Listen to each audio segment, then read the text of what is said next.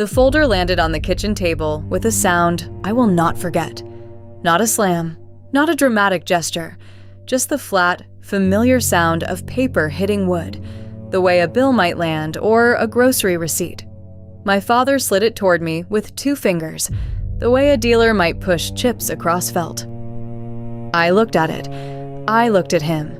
My mother was standing near the counter with her hands wrapped around her cardamom tea, and she would not meet my eyes.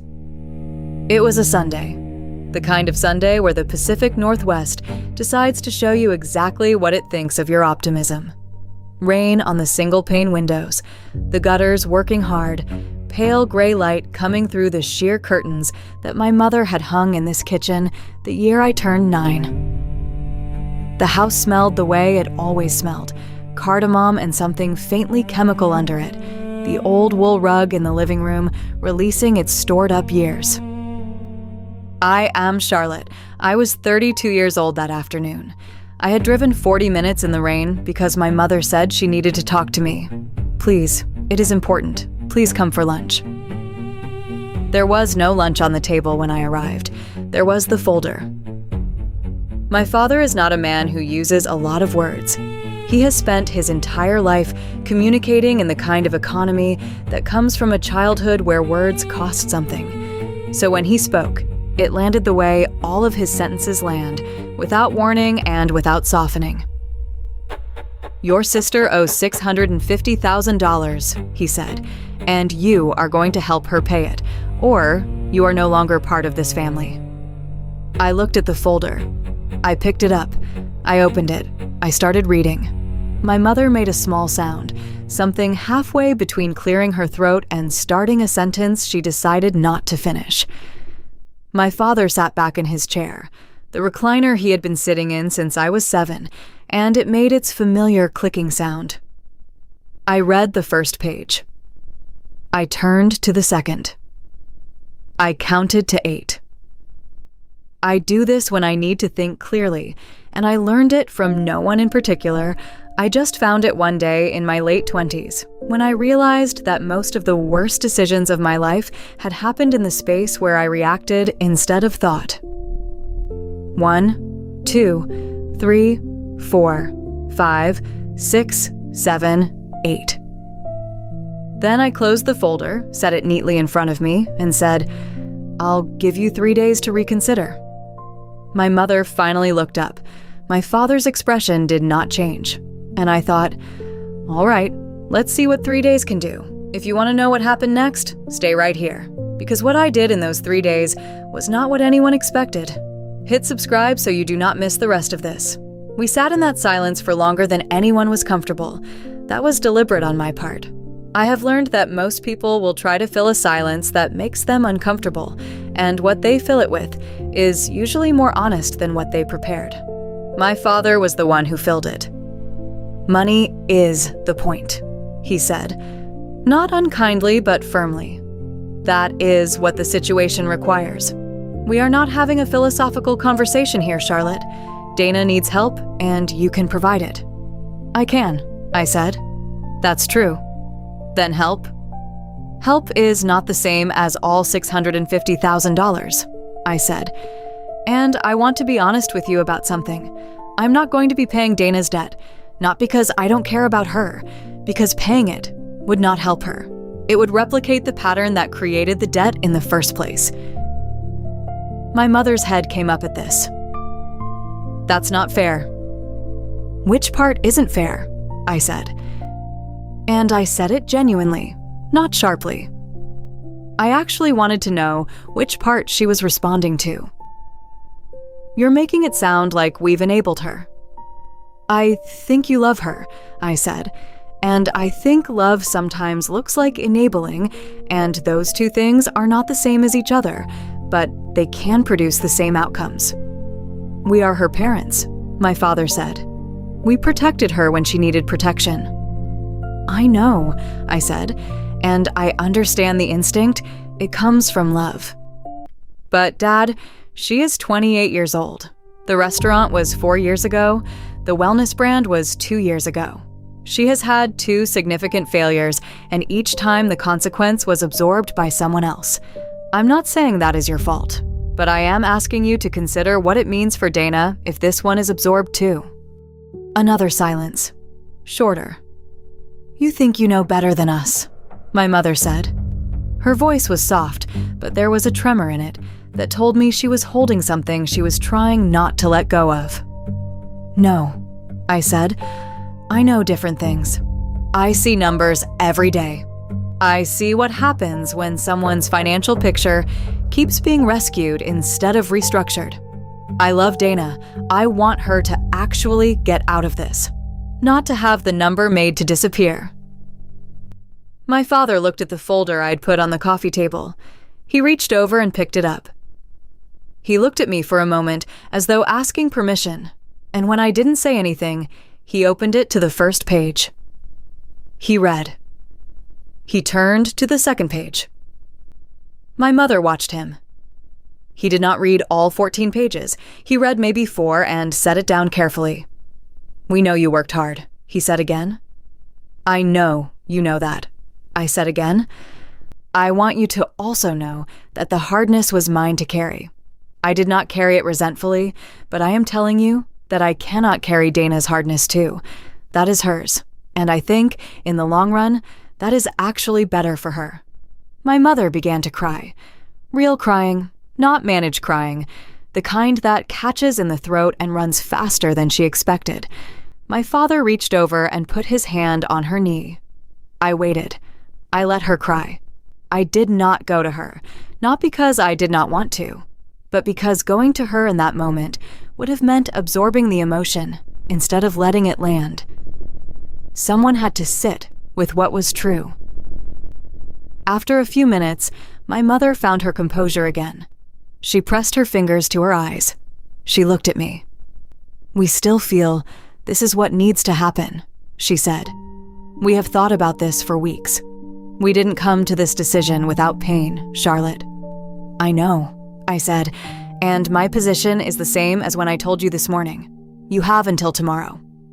My father stood up. My mother stood up. She picked up her cup and drank from it. Finally, the tea already cool. Then she set it back down and looked at me with an expression that I recognized from childhood as the one she used when she was resolved in a way that was going to outlast this particular conversation. We will talk tomorrow, she said. Yes, I said. We will. I saw them out. I stood in the doorway and watched them walk to the elevator, my father with his coat still buttoned, my mother with her hands in her pockets. The elevator came. They got in. The doors closed. I went back inside. I picked up my folder from the coffee table. I put it squarely on top of their folder. I stood there for a moment, looking at both of them. Then I went to wash the cups. One day left. I was halfway through washing dishes when I heard a knock at the door. Not a ring. A knock, the particular pattern that is not my parents, and not a delivery, and not a neighbor. I dried my hands and went to check. Dana. She was standing in the hallway in a winter coat that was too thin for October and holding a paper coffee cup with both hands. Her mascara was intact, but her eyes were the specific reddish color that comes not from current crying, but from hours of earlier crying that had mostly stopped. She looked like someone who had driven here without knowing exactly why, which, knowing Dana, was probably true. I didn't text, she said. I'm sorry. I knew if I texted, I'd talk myself out of coming. Come in, I said. She came in the way she always moved into a space, looking around at everything as if taking it in for the first time, even though she had been in my condo many times.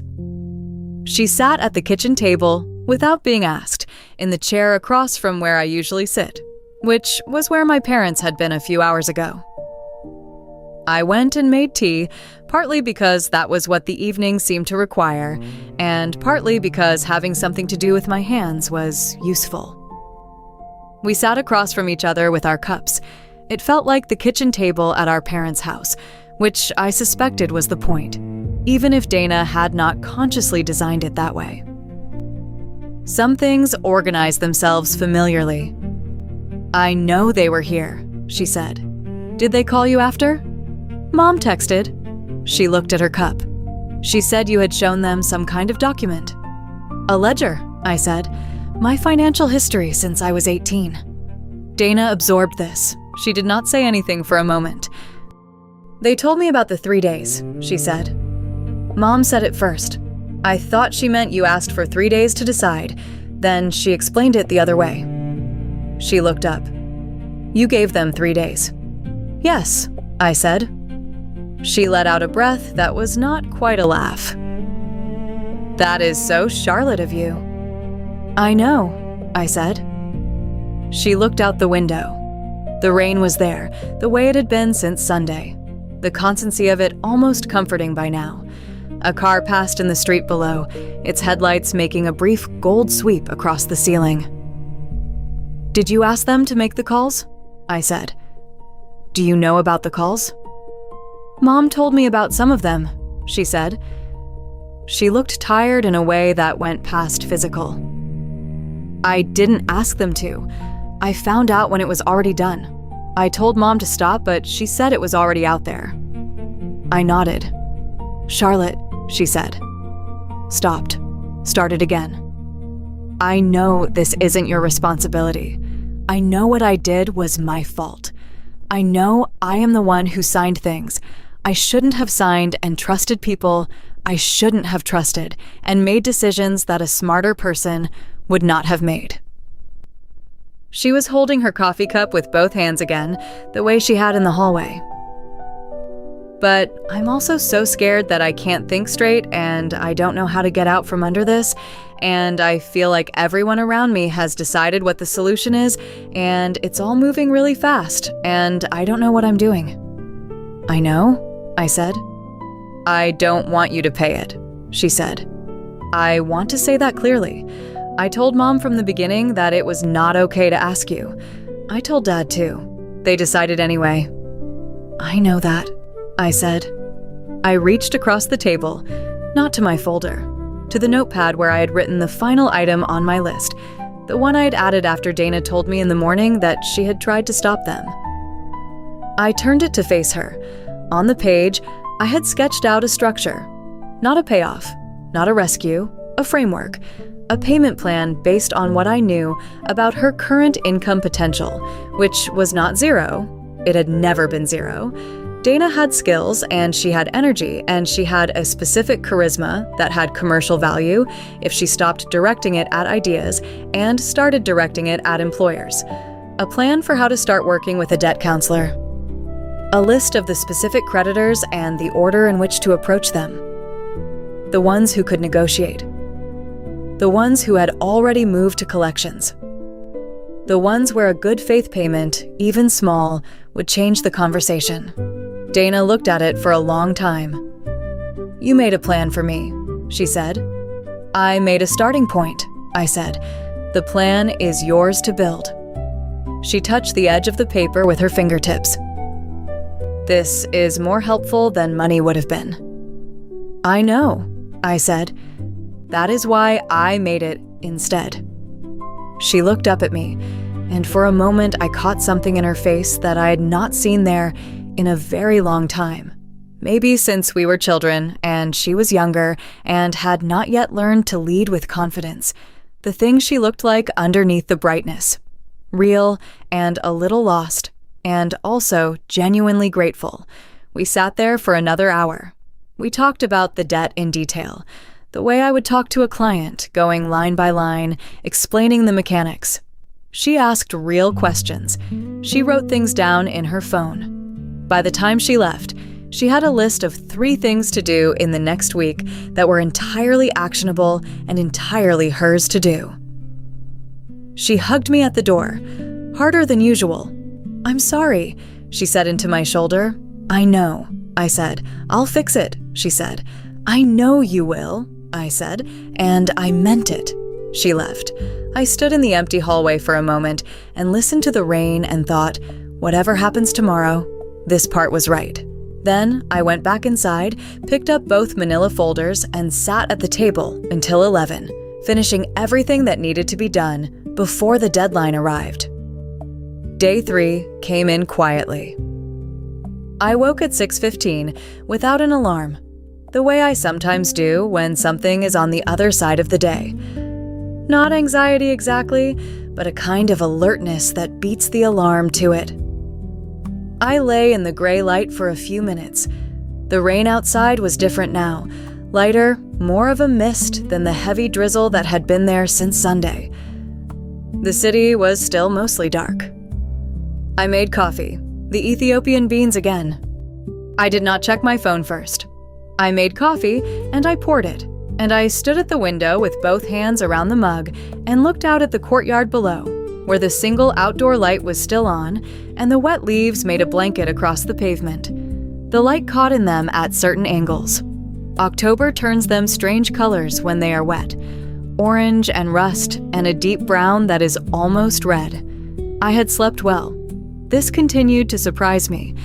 I had expected to lie awake through the week, and instead I had slept the way I sleep, when I have done everything I can with the information I have, which is deeply and without the particular grinding wakefulness that comes from things left undone. Everything that needed to be done was done. The paperwork was complete. The ledger existed. The letter I'd written to my attorney, the one confirming the administrative changes in case they were ever questioned, was drafted and would be sent when the business day opened. I had finished what was mine to finish. After coffee, I went for a run. I run along the same route most mornings, west toward the park, through the park, back east. The park I grew up visiting as a child is not the same park, but it is on the same road, and running through it in the October morning dark always has a specific quality for me. Something that holds both the child I was and the person I'd become in the same stretch of pavement. I was about halfway through the park when I passed the bench where I used to sit with my grandmother on Saturdays when I was small. She would bring cardamom cookies in a tin, and we would sit and feed the wrong part of our allocation to the birds. And she would tell me stories about when she was young that I did not fully understand, but that I loved the shape of. She died when I was 14. My parents were the ones who told me. I ran past the bench without stopping, but I noticed it, the way you always notice certain landmarks. The iron was beaded with rain. The wood had darkened. I thought, I do not need to stop grieving my family to also be clear about what they have done. I thought, those two things are allowed to be true at the same time. I finished my run and went home. I showered, I made toast, I ate it at the table like a person conducting an ordinary morning, because it was an ordinary morning. The fact that an important phone call might come at some point today did not make the morning extraordinary. It made it a morning with one thing in it that I was ready for. I opened my laptop and did some work. Real work, client work, the kind that requires concentration and repays it.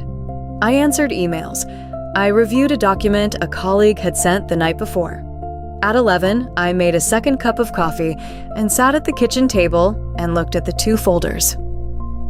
My folder. Their folder. I sat with them for a few minutes without opening either one. And then I waited for the phone to ring. My father called at 11:17. I know the time because I looked at the clock on the microwave when the phone lit up, a reflex from all the spreadsheet work where time-stamping even small things had become habitual. 11:17 in the morning. A Wednesday. The rain outside had stopped sometime in the last hour, and the sky had taken on that particular Pacific Northwest quality of not rain but not quite clear either, a pewter wash over everything that was its own kind of light. I picked up on the second ring. I was already at the kitchen table. Both folders were in front of me. "Charlotte," my father said. "Dad," I said. He paused in a way he almost never pauses. My father, as I said, uses words economically, but usually once he starts a sentence, he finishes it. The pause told me he had been working on what to say for longer than the call had been open. "Your mother and I have talked," he said. "Very seriously, since yesterday." Another pause. "We have not changed our position, Charlotte. We feel this is what's necessary, and what we said at the beginning stands. If you're not able to help your sister in this, then that tells us something about where you are and where we are. And things will be different going forward." I had written this conversation on the legal pad too, both versions. The one where they changed their minds, and this one. I had written them both without hoping harder for either. This was data. This was information. "I understand," I said. "We love you," he said. And his voice did something in those 3 words that I was not prepared for. It broke slightly, not in the way of manipulation, in the way of genuine pain. My father does not perform feeling. He is constitutionally incapable of it. The break in his voice was real. "I know," I said. "I love you both. I want you to know that, and I want you to understand that I have thought about this more carefully than I have thought about almost anything in my life. I've been building a life very deliberately for 8 years, and I understand what I'm saying no to, and I understand what it might mean, and my answer is still no." He was quiet. "Dad," I said, "I want to say this clearly, and I want you to hear it. This decision is yours, not mine. I am responding to an ultimatum, not issuing one. Whatever comes out of this comes out of the choice you made on Sunday, not the choice I'm making today." He said nothing. "I love you," I said again. "I'll be here if you want to talk." I ended the call. I set the phone face down on the table. I looked at the 2 folders. I breathed in. I breathed out. And then I cried. I had been counting the days carefully, and managing the process carefully, and making lists and building documents and handling everything with the precision I brought to all of it. And now the call was done, and the deadline was gone, and I sat at my kitchen table and cried for 12 minutes. I counted. Not to time myself, because counting is the thing I do when I need to stay in my body. 12 minutes. Then I stood up. I went to the sink and ran cold water over my face. I looked at myself in the window's reflection for a moment. I looked the way I felt, composed from the outside, which was enough for right now. I made a 3rd cup of coffee. I sat back down. I picked up my phone and opened a new message to Trisha. It read, "All done. I'll send you the paperwork this afternoon. Thank you for everything." She responded in 3 minutes. "Proud of you. Dinner when you're ready." I put the phone down. I looked at the folders again. My father's voice was still in my ears. The break in those 3 words. I did not believe they did not love me. That was never the question.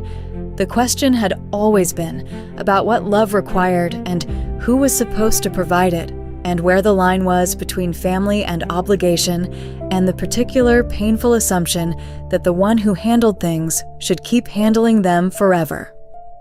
I was not the handling one anymore.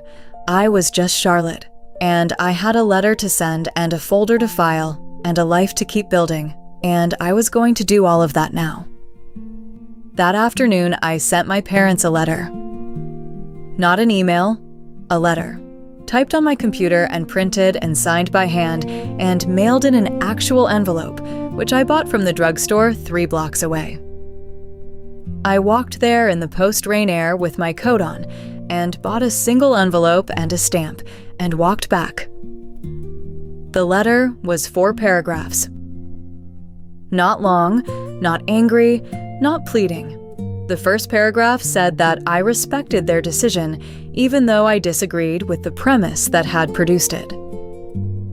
The second paragraph said that I loved them and that I hoped, in time, we could find a way back to each other that was not built on this particular transaction. The third paragraph said that I had updated my affairs to reflect the changed nature of our relationship, not out of hostility, but out of accuracy, and that those changes were final.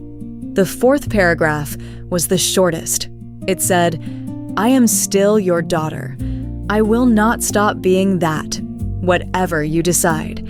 I signed it with my full name. I put it in the envelope with their address in my best handwriting, which is neither very good nor very bad, but is unmistakably mine. I put the stamp on. I walked back to the mailbox on the corner and put it in. I stood for a moment with my hand on the blue metal door after I had let it go. The letter was in. It was done. Then I sent the documents to Trisha. Then I called Meg.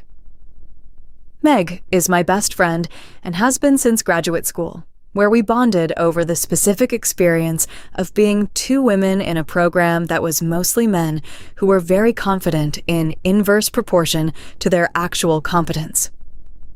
She is the person I tell things to without rehearsing them first, which is a short list. She picked up and I told her what had happened that morning, and she listened without interrupting, which is one of her best qualities. "Okay," she said when I finished. "Are we mad, or are we doing the thing where we feel everything and then move forward anyway?" "The second one," I said. "Good," she said. "Come for dinner." I drove to Meg's apartment, and she made pasta with the good olive oil, and we sat at her table and I ate a full meal, which I had not managed in several days.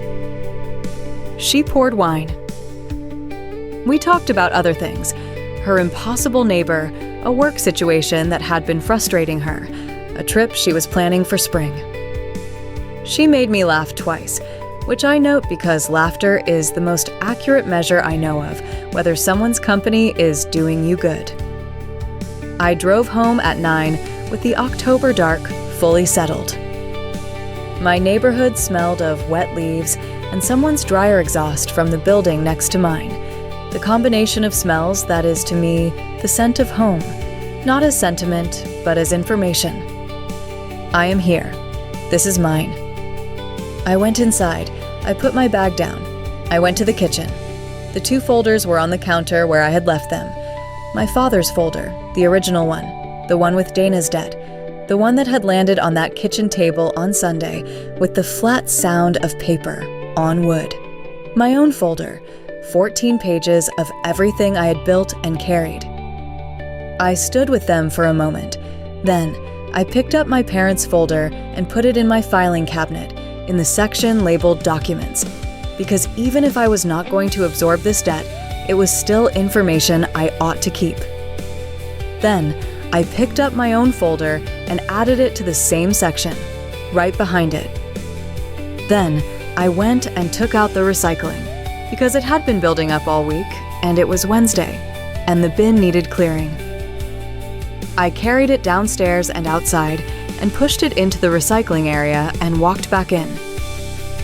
Simple. Done. The apartment was quiet, the good kind. I made tea and went to bed at 10:45, and set my alarm for 6 and turned off the light and lay in the dark and thought, all right, day 1 of the next part. Then I went to sleep. 3 weeks passed. Not in the way that hard things pass, where time drags under its own weight, and you keep arriving at the same place in your thoughts. It passed in the normal way, the way weeks do when you have work and routine, and the kind of ordinary decisions that fill days without drama. I worked, I ran, I changed the groceries I had been buying out of habit, and experimented with a new recipe on a Friday night because I had the time and the inclination. I had dinner with Meg twice. I called a college friend I'd been putting off calling for months. My parents did not contact me. I had expected this. The silence had a shape to it. Not angry, not cold, but resolved. My father's certainty, once said, does not move easily. My mother would follow him. I had known these things about them since I was 12. The calls from the family network stopped after day 3. I did not follow up with any of them. I wrote in my notes, let it sit. Whatever story is circulating about me, it will find its own level. I did not have the capacity or the desire to manage the perception. What I did have the capacity for was Dana. She had texted 3 days after our kitchen table conversation. No preamble, just, I called the debt counselor, appointment next Tuesday. The message had the quality of someone reporting in, careful and a little formal, the way you are with someone you are trying to show rather than tell. I wrote back, good. Talk after? She said, yes. We talked after. She had been to the appointment. The counselor had done what I had described in my notes, categorized the debt, identified which creditors could be approached for settlement, outlined a payment timeline. Dana's voice on the phone was different from the version I had heard at her most panicked, but it was also different from the bright, confident version I was most used to. It was something in between, which was good.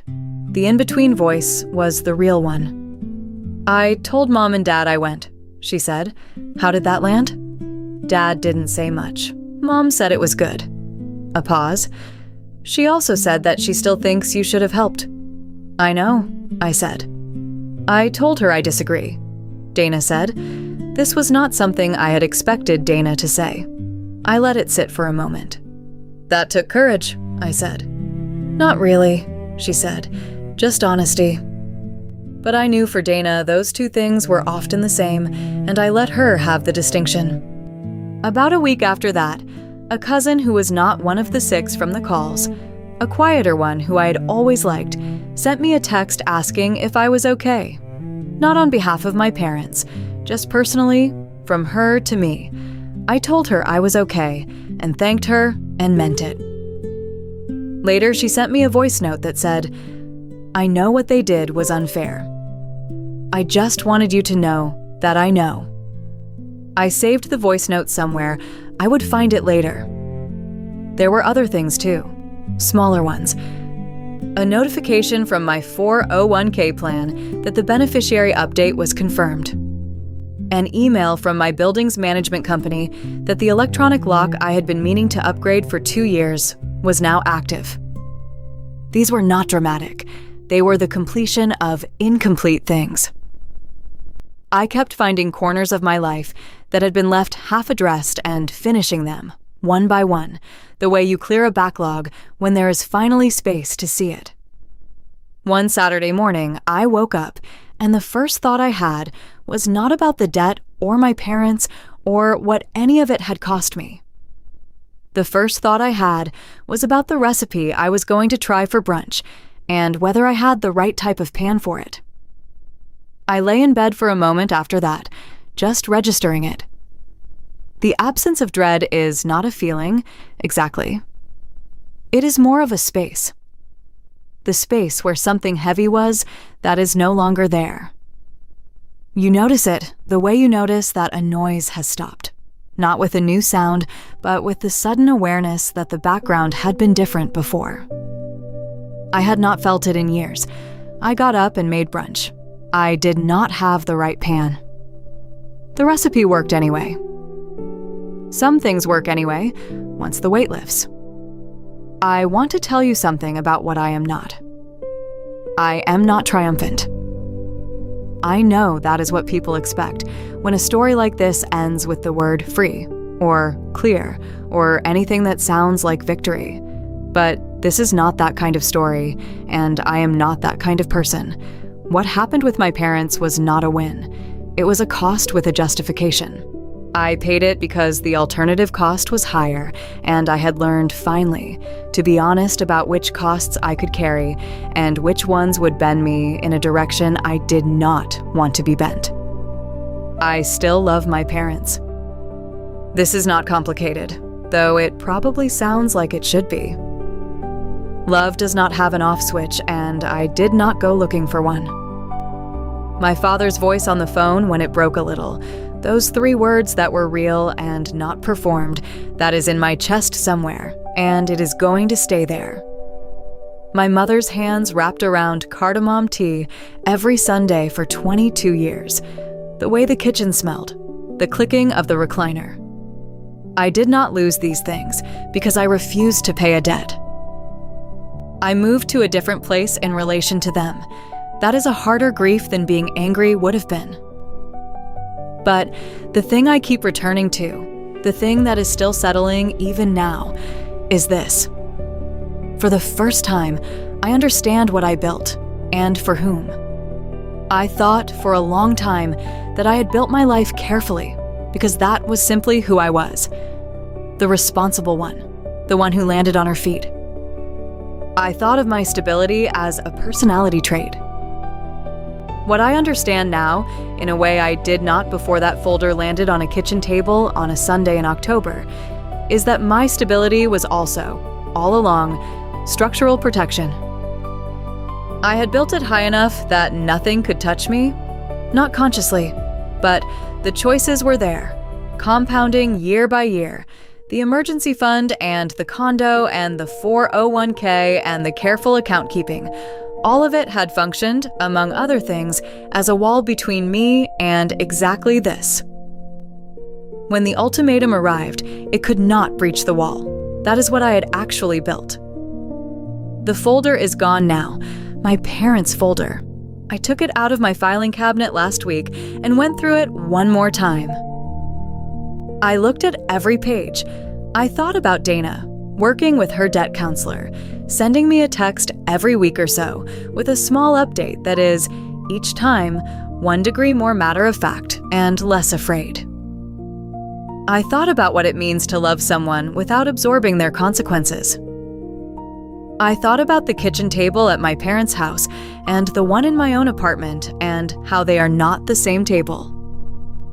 Then I put the folder in the recycling. Not with drama, not with ceremony. Just put it in. Some records do not need to be kept forever. Some things you can release once you know what they taught you. I wrote my last note on the legal pad. Done. I tore the pages off and folded them and put them in the recycling too. The legal pad still has blank pages. That is fine. I will use them for something else. If this story made you think about your own family, about the pressure that comes when love and money get tangled together in ways that feel impossible to separate, I want to hear from you. Leave a comment below. Tell me if you have ever been the one expected to absorb something that was not yours to carry. Tell me how you handled it. Tell me what you are still figuring out. If this story meant something to you, I would be grateful if you liked it and subscribed. There are more stories here, and I tell each one because I believe the act of telling the truth about hard things makes the hardness a little less private for everyone. Share it if you know someone who needs to hear it. You never know who is sitting with their own folder right now, counting to 8, deciding what to do next. Thank you for being here for all of it. I need to back up a little because $650,000 does not arrive out of nowhere. It arrives in increments, and if you know how to read a balance sheet, you can see exactly where each one came from. I am a financial analyst. I have been one for 8 years at a mid-size investment firm in Seattle that handles portfolios for people who have enough money to be anxious about it. My job is to see patterns, to look at numbers the way other people look at faces, for what they are trying to hide. I am good at this. I have been good at this since I was 24 and sitting in my first real job after graduate school, looking at quarterly reports and realizing that numbers do not lie, but people who arrange them certainly do. My life, by the time that folder landed on my parents' kitchen table, was one of the most deliberately built things I had ever assembled. I had a condo in a neighborhood close enough to work that I could walk on clear days. I had 6 months of living expenses in a high-yield savings account, which I had started funding when I was 26, and most of my friends were using their disposable income for things that depreciated immediately. I had a 401k that I had contributed to aggressively since my first paycheck, because no one was going to contribute to it for me, and I had understood that since I was 18. I paid my own credit cards in full every month. I had no debt. This is not a brag. This is context, because understanding what I had built, requires understanding what I had never been given. My parents are not bad people. I want to be clear about that. My father worked in logistics for 30 years. My mother did bookkeeping for a dental office until she retired at 63. They lived carefully and saved carefully and built a modest, stable life in a suburb south of Seattle. They loved their daughters. They expressed that love in ways that were not always balanced, but they loved us. My sister Dana is 4 years younger than me. She is the kind of person who fills a room in a way that I have never managed and never particularly wanted to. She has her mother's energy and something that is entirely her own, a specific genius for making people believe that this time, this idea, this plan is absolutely going to work. She is magnetic in a way that, when you are inside the orbit of it, you do not notice that you are already moving. By the time I opened that folder, Dana had failed at 2 businesses. The first was a restaurant she opened at 27 with a man 10 years older than her, who she was dating, whose name I will not say, who left when the Paycheck Protection Program money ran out and the lease came due. My parents had given her $40,000 for that one. They called it an investment. They called it supporting Dana's dream. I called it $40,000, but I kept that to myself.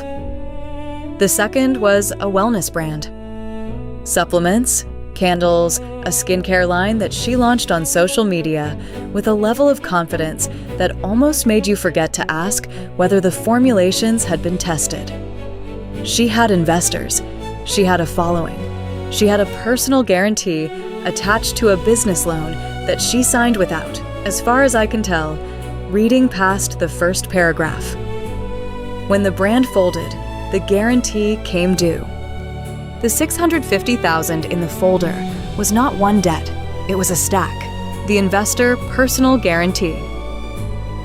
A second mortgage her boyfriend had taken out in both their names before he disappeared. Co-signed loans from a private lender that my parents had encouraged her to pursue because the bank said no, but this sounded legitimate. Restaurant equipment Dana had personally financed when the original partner stopped contributing.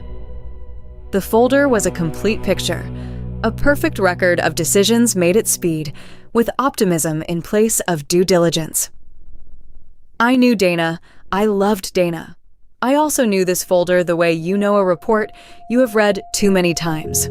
Not by heart, but in the body. I could feel where each number was before I turned the page. What I did not know yet, driving home in the rain with the folder on the passenger seat, was that my parents had already made other phone calls. I would find that out in a few hours. But for now, I had the folder, and I had my quiet condo, and I had 8 years of a life I had built myself, and I had one question I needed to sit with before I could do anything else. The question was not, can I afford this? The question was, is this what I am for? My parents have a word for what I am. They have had it since I was approximately 11 years old, and the word is responsible. They say it the way people say dependable or reliable, with warmth, with a kind of pride that also functions as an expectation. Charlotte is the responsible one. Charlotte will figure it out. Charlotte always lands on her feet. What this meant in practice, I received a scholarship at 18 and used it.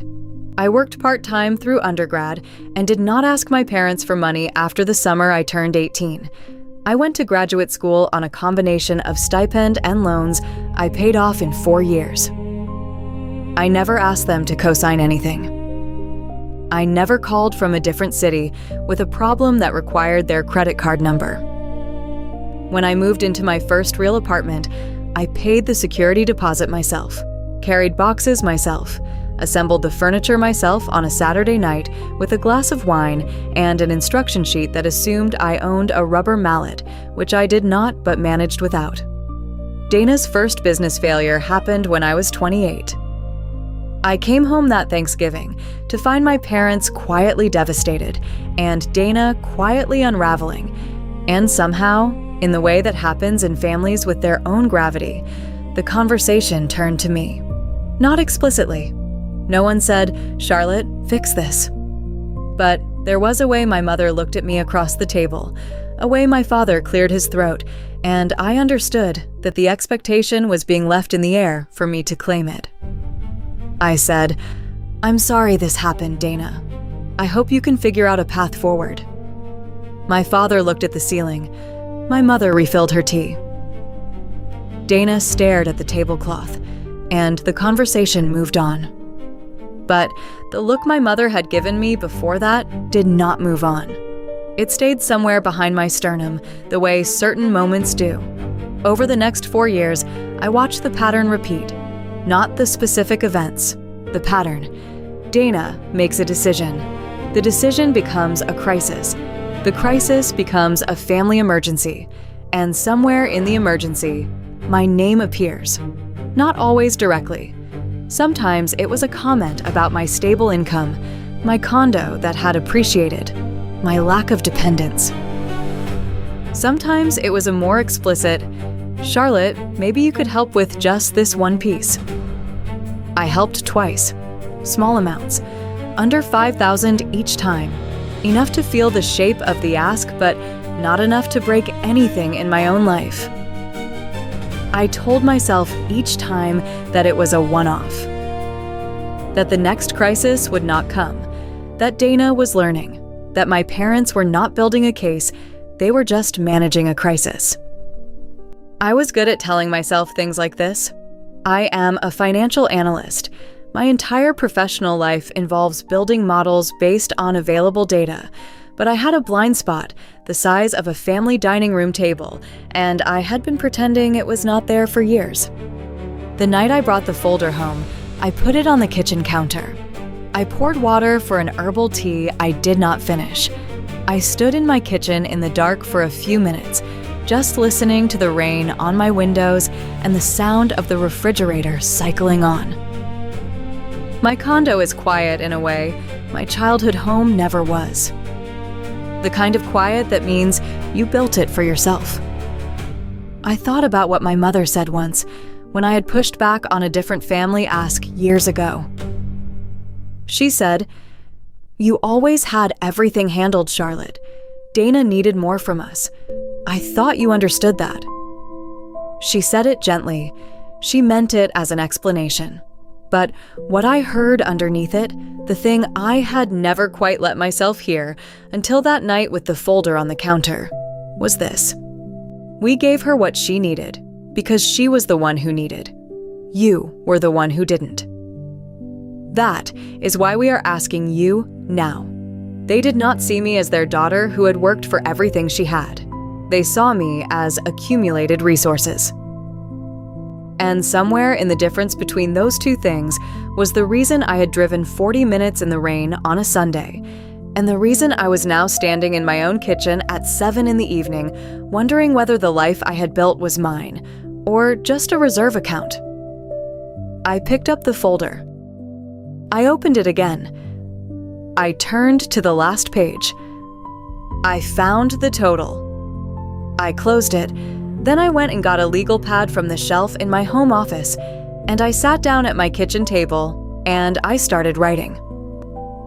I called my mother at 8:43 that evening. I know the exact time because I had been preparing since I finished my legal pad notes at 8:30, and I gave myself 13 minutes to decide exactly what I was going to say and how I was going to say it. This is how I work. In my professional life, I never walk into a meeting without having run the likely scenarios. I treat important conversations the same way. My mother picked up on the second ring, which told me she had been waiting. "Charlotte," she said. The way she said my name had this specific quality it gets when she is managing something. Careful, a little bright. "Mom," I said, "I want to let you know what I told you earlier still stands. I'm giving you 3 days. A pause. Then, 3 days for what exactly? We've already made our decision. 3 days to reconsider the ultimatum, I said, to decide whether this is actually what you want. Charlotte. And now the brightness was gone, replaced with something I had heard before. That particular maternal fatigue that is meant to signal I was being unreasonable. You have the means. Your sister is in serious trouble. You know what it would mean for your father and me if she went through this alone. We raised you. That means something. I had expected this. I had written it on my legal pad, in fact, almost word for word. They raised you will appear somewhere in the first 60 seconds. I know it means something, I said. And I want you to understand that I have not made my decision impulsively. I gave myself until 8:30 tonight to think about it, and what I am telling you is not what you are going to pay. It is a courtesy. 3 days for you to decide whether the framing you chose is actually what you intend. My mother was quiet for a moment. Then she said, "What is there to reconsider? You can afford this. Dana cannot. You're her sister." "Good night, Mom," I said. "I'll talk to you in 3 days." I heard her voice change right before I ended the call, rising into that register that means she was shifting from management into something more like genuine upset. I did not stay on the line for it, not because I did not care, because I had a list to finish. I went back to the kitchen table. I picked up my pen. The rain was still going. The legal pad was 3 pages full. At the top of the 4th page, I wrote 2 words. What next? Because here is the thing about ultimatums. They only have power if the person receiving them has no plan. And I had been a financial analyst for 8 years. Planning is not something I did occasionally. It was the thing underneath everything else I did, the foundation, the thing that meant I could absorb a shock and still function. I was already absorbing this one. I opened my laptop and pulled up my contact list and found the name I was looking for. Trisha, who had been at law school while I was at business school, who now practiced family and estate law, who had texted me 2 months ago asking if I wanted to get lunch sometime. I had not answered. I wrote her a message now. Not a panic, a question, a specific, calm, professional question about liability exposure in the case of a sibling's debt when a third party has been pressured to assume it. She responded in 11 minutes. The answer was one of the most useful things I had read all year. None. I was not on Dana's paperwork. I had not co-signed. I had no legal obligation. What my parents were doing was moral coercion dressed as family duty. It had no legal mechanism. It was purely emotional. I added this to my list. Then I wrote the list's heading again at the top because I wanted to see it clearly. 3 days. What I could do in 3 days, it turned out, was a great deal. I am good with lists. I have been good with lists since college, when I discovered that the act of writing a thing down transferred it from the anxiety pile to the management pile. The anxiety pile is the one in your chest. The management pile is the one on the page. Once it is on the page, it is a problem with a shape, and problems with shapes can be addressed. My list that night had 3 sections. The first section was what I know. I knew the total of Dana's debt and its sources. I knew that I held no legal liability. I knew that my parents had issued an ultimatum rather than a request, which told me something important about what they expected my response to be. They expected compliance. They expected me to calculate the social cost of refusal and find it too high. The second section was what I do not know yet. I did not know whether my parents had already spoken to other family members. I did not know Dana's actual position on this. Had she asked them to approach me, or had they decided on their own? I did not know what my parents had told Dana about the ultimatum. These were information gaps, and I do not like information gaps. The third section was what I can control. This was the longest section. I started there. I pulled up my financial accounts in a separate tab and looked at them the way I would look at a client's portfolio when we were doing a risk assessment. not with emotion, but with attention. I noted every account, every beneficiary designation, every emergency contact I had ever listed anywhere. I had never thought particularly hard about these designations before. My parents were listed as my emergency contacts at my employer, a habit from my first job that I had never updated. My mother was named as a beneficiary on a small life insurance policy I had opened at 25 before I really understood what I was doing. I opened a new document and began a systematic review, not with urgency, with the kind of steady attention I give to quarterly reviews, item by item.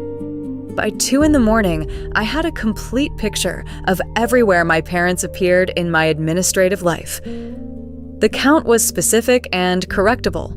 I made a note. Tomorrow, business hours. Then I turned to a different piece of the list. I pulled up the financial documents Trisha had helped me understand my exposure on, and I began doing something I should have done years ago.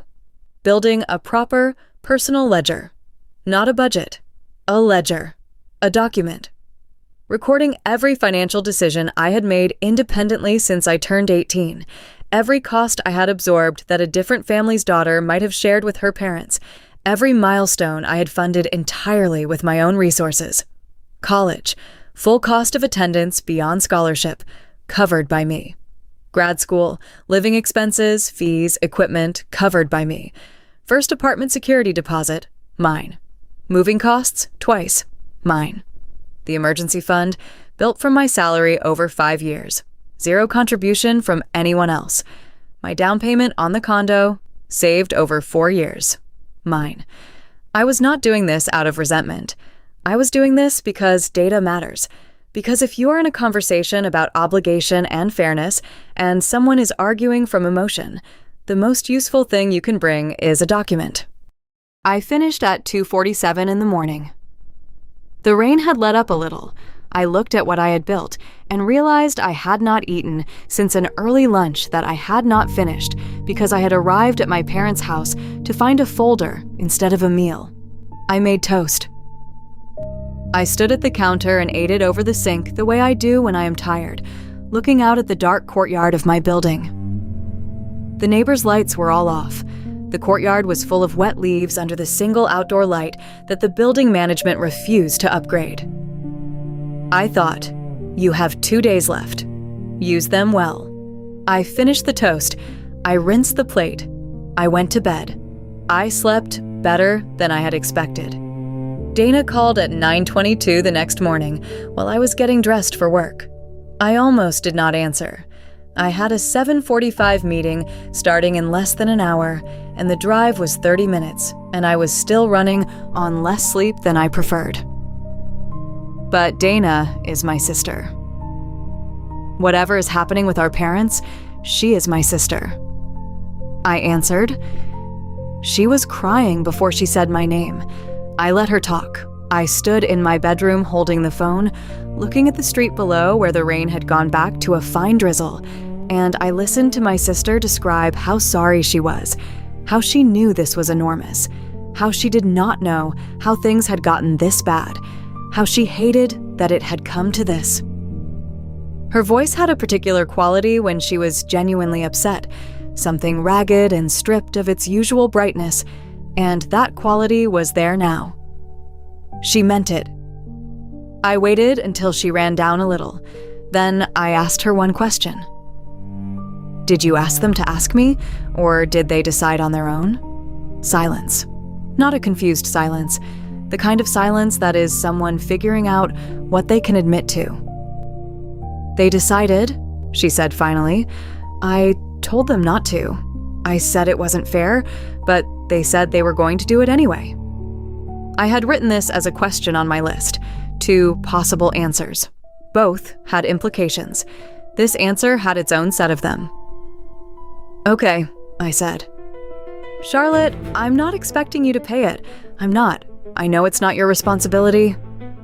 I know, I said. But I'm scared, she said. I'm really scared. And I feel terrible that they dragged you into it, and I feel terrible about all of it, and I don't know what I'm doing." "I know," I said again. "I'm going to be late for work. Can we talk tonight?" "Yes," she said. Small voice. "Okay," I said. "Dana, one more thing." "What?" "Did you know about the calls? The family calls?" Another pause. Shorter this time. "What calls?" she said. And I thought, she does not know yet. All right, that changes one thing on the list. I said goodbye. I finished getting dressed. I picked up the manila folder from the counter, not because I needed it, but because I had been carrying it back and forth like a talisman since Sunday, and some part of me was not ready to leave it behind. I put it in my bag. I locked the door. I went to work. At my desk that morning, I did what I always do when I am running a parallel track in my head. I did my work with one part of my mind and let the other part finish its processing in the background.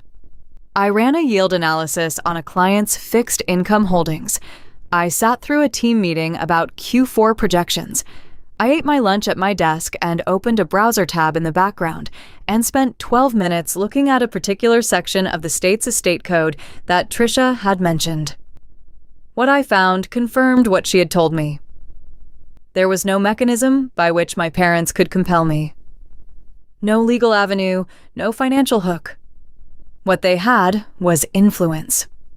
And influence, I had learned by now, is only a currency if you choose to accept it. I added one more item to my list. The manila folder sat in my bag all day, and every time I moved it to get something else, I felt its weight, not heavy, but present, like it was waiting. I drove home through the late afternoon dark, the drizzle still going. The orange and brown of the October leaves made strange and jewel-like in the headlights. I had 3 things I was going to do when I got home. I had put them in order. I was going to do them in order. But first, I needed to understand one more thing. And the way to understand it was to wait for the calls to start. They started before I reached my parking garage. My phone showed a missed call from my aunt. One from my cousin. A text from an uncle I spoke to twice a year. The family had been mobilized. I added their names to the list. I parked. I went upstairs. I had been right that the folder felt heavy, but what it was heavy with, I understood now, was not the debt. It was the entire weight of a family's assumption that I was the one who would carry it. I set it on the counter and looked at it for a moment. Then I put water on for tea and started making calls. The calls were not subtle. My Aunt Pamela was first, in the way she is always first for anything involving the family. She arrived into the conversation already mid-sentence, the way people do when they have been rehearsing what they are going to say since before they dialed. "Charlotte, I know this is a lot to ask, but your sister is family. And family sticks together. That is what your grandparents believed and what your parents believe. And I know you believe it too, if you think about it clearly." I had a notebook open. I wrote her name at the top of a new page. I wrote, "Family sticks together." Arrived in sentence 2. "I appreciate you calling, Pamela," I said. "I'll have an answer for everyone in 3 days. I appreciate you reaching out." 3 days. Charlotte, this is not a business negotiation. "I know. Thank you for calling. Take care." My cousin Marcus was next. He is 41, and I like him well enough.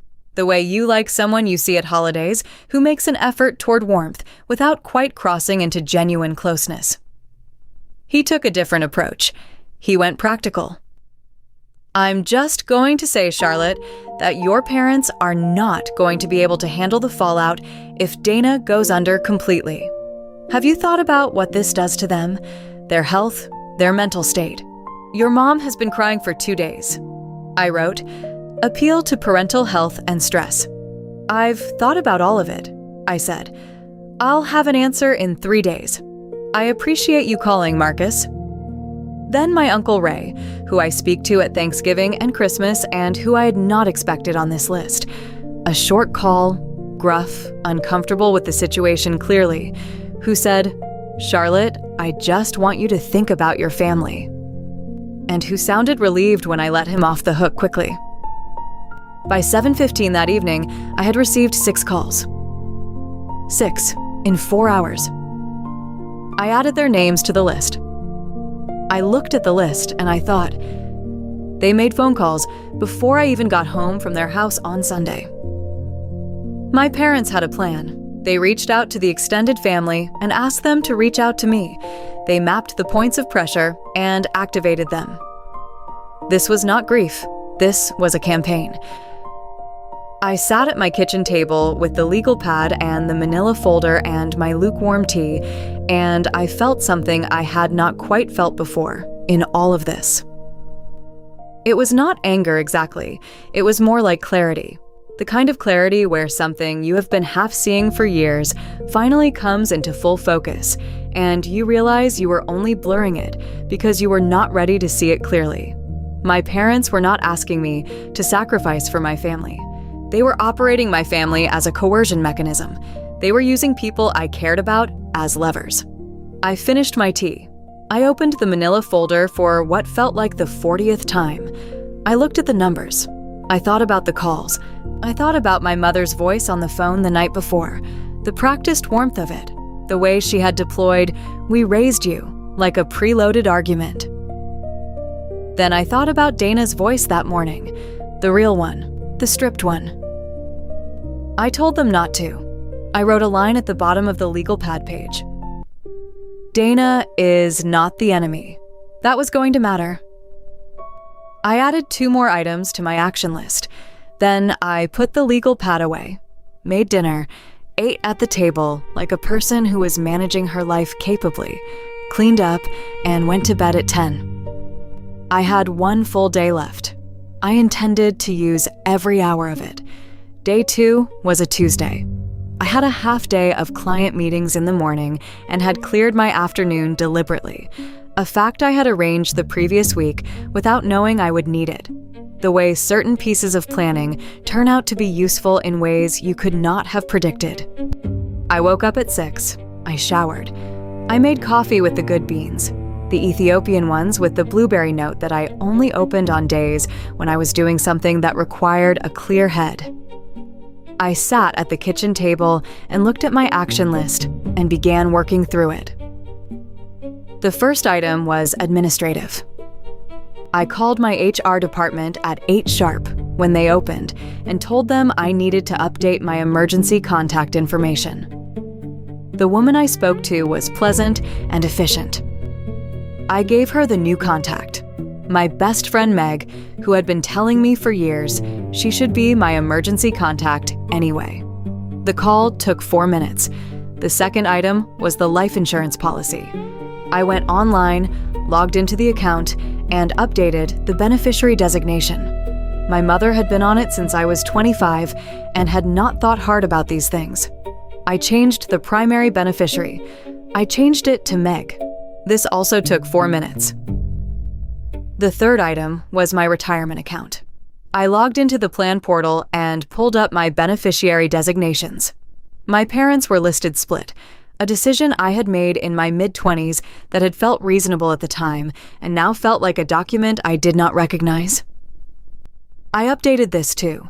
It took longer because the portal required a notarized form for certain changes, and I had to call to confirm the process. I noted the steps and moved on. I want to say clearly, I was not doing any of this out of spite. I know it may look that way from the outside, but these were administrative updates I should have made years ago, when my life changed enough to make the original selections outdated. What my parents had done by issuing an ultimatum was not make me angry enough to act recklessly. What they had done was force me to look at my life with the same attention I gave my clients' portfolios and realize I had not been maintaining my own affairs with the same care. If our relationship was going to be redefined, it was accurate to have my paperwork reflect my actual life. This was not punishment. It was accuracy, By 10, I was ready for my morning meetings, and I switched tracks completely, the way I can when I need to, compartmentalizing the way you learn to when your work requires you to think about other people's money while your own life is doing something complicated on the side. I was fully present for every meeting. I answered questions well. I did my job. At 2 in the afternoon, I came home.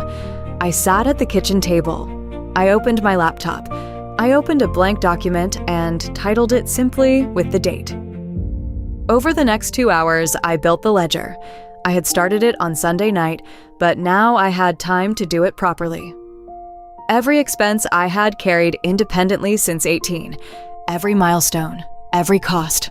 The scholarship, the loans, the jobs, the savings, the condo, the car I paid off, the emergency fund I had never touched.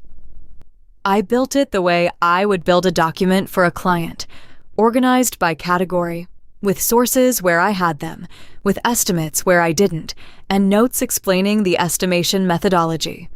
When I finished, I had 14 pages.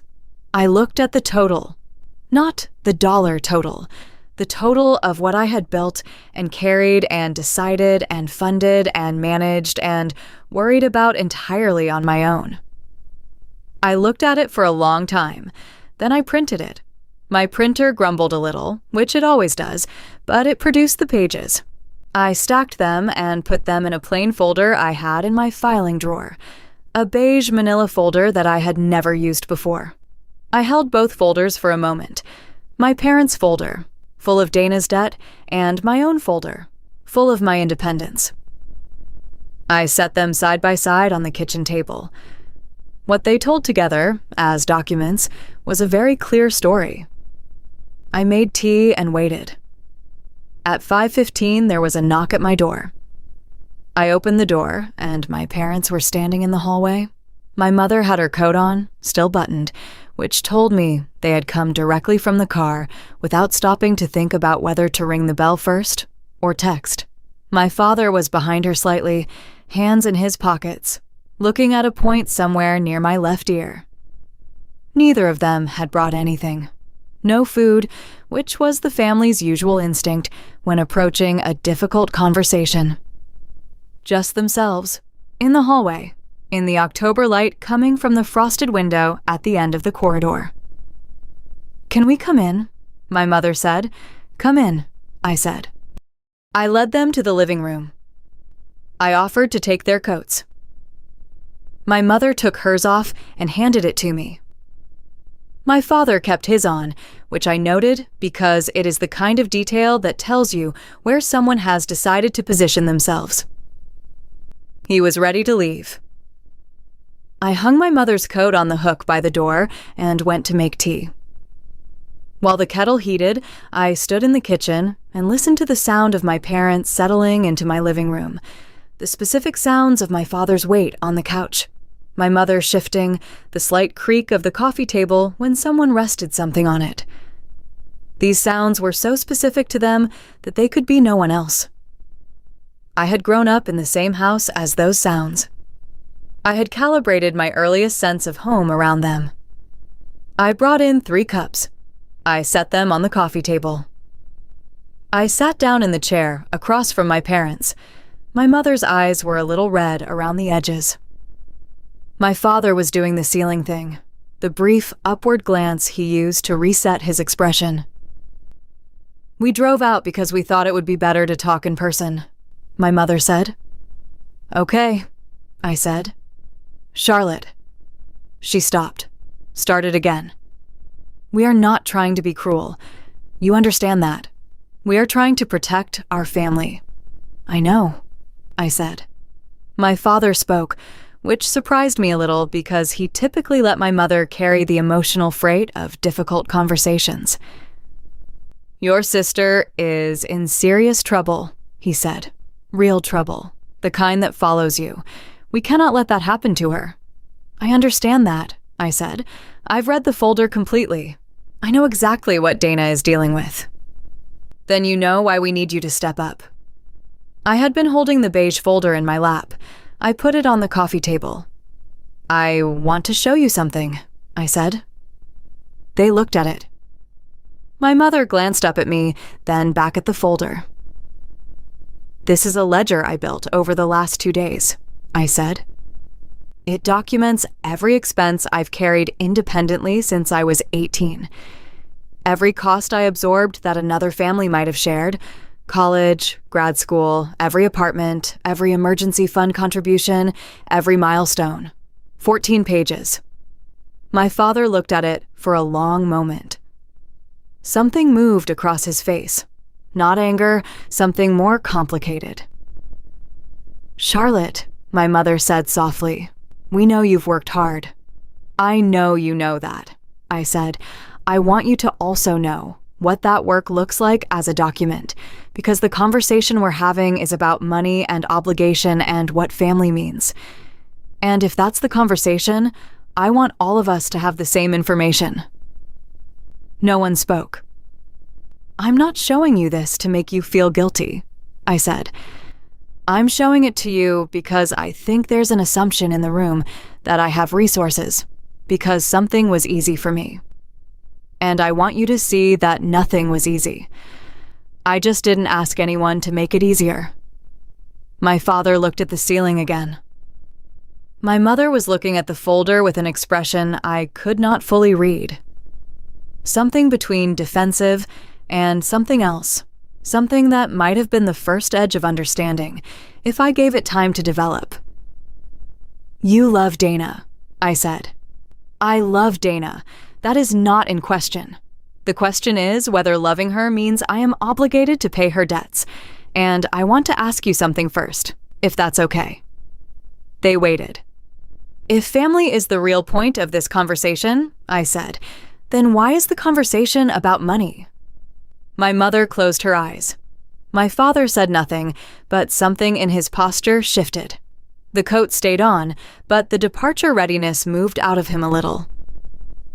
We sat there in the October quiet of my living room, with the rain coming back outside, and 3 untouched cups of tea on the coffee table, and I let the question stay in the room where it belonged.